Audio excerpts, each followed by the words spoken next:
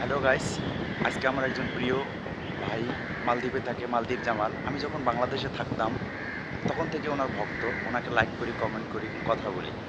আজকে কেন্দ্রীয় মসজিদে নামাজ পড়ার পর ওনার সঙ্গে দেখা হইলো। যাই হোক, দেখা হওয়ার পর অনেক ভালো লাগলো।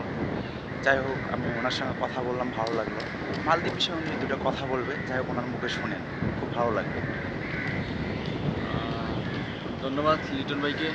আসসালামু আলাইকুম প্রিয় দেশবাসী, আপনাদের উদ্দেশ্যে একটি কথা বলবো। আমি প্রতিনিয়ত দায়িত্ব মালিক যে সমস্যাগুলো তুলে ধরি।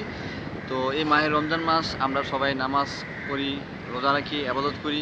আপনারা যারা পুরান সবাই জানেন, এই যে আপনারা মিথ্যা আশ্রয় দিয়ে মানুষকে এই যে ফ্রি নামে বিষয় নিয়ে মানে ফ্রি বিষয় বলতে কি, মানুষের কোম্পানি বিষয় বলে রুমের ভিতরে ফাড়া রাখছে 3 মাস 4 মাস 6 মাস ধরে খানা খাদ্য নাই। কালকে এক ভাই আমার ফোন দেখে, ভাই আমি শুধু ইফতারি করি, এরপরে আমি সিয়ারিও খাইতে পারি না, খাওয়ার মতন টাকা নেই, পয়সা নেই, রুম ভাড়া নেই, কিছু নাই। এইভাবে মানুষের জীবনযাপন কাটতাছে। এই দালালেরা এই সমস্ত ঘটনাগুলো করতেছে।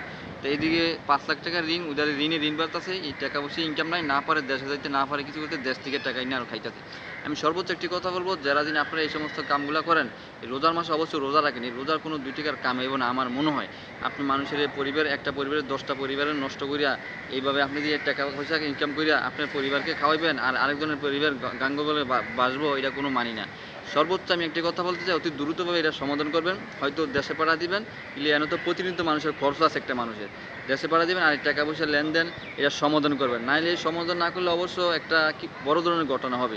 আর এই মাহের রমজান মাসে আমি একটা কথা বলি, আমি প্রবাসী নিয়ে কাজ করি, অবশ্য কঠিন এক রূপ নিয়ে আসবো এই রমজানের পরে। আমি ভালোভাবে বর্ধভাবে বলতাছি, এই মায়ের রমজান মাস আপনারা এই রমজানের আল্লাহর আমল করেন, ধ্যান করেন, আবাদত করেন, অতি দ্রুত এটা সমাধান করবেন। আর প্রবাসী ভাইয়ের অবশ্যই লিটন ভাইয়ের পেজটা অবশ্য ফলো থাকবেন, সবাই শেয়ার করে দিবেন। আমি চাই আপনারা সবাই একসাথে হন। বিপদের বন্ধু আগামী দিনে একটা পেজ থাকবে ইনশাল্লাহ, বিপদের বন্ধু নিয়ে আমরা কাজ করব, সবাই সবার জন্য যে যতটুকু সমন্বিত কাজ করবে ইনশাল্লাহ। তবে সবাই ভালো থাকবেন, সুস্থ থাকবেন। ধন্যবাদ। খোদা হাফেজ।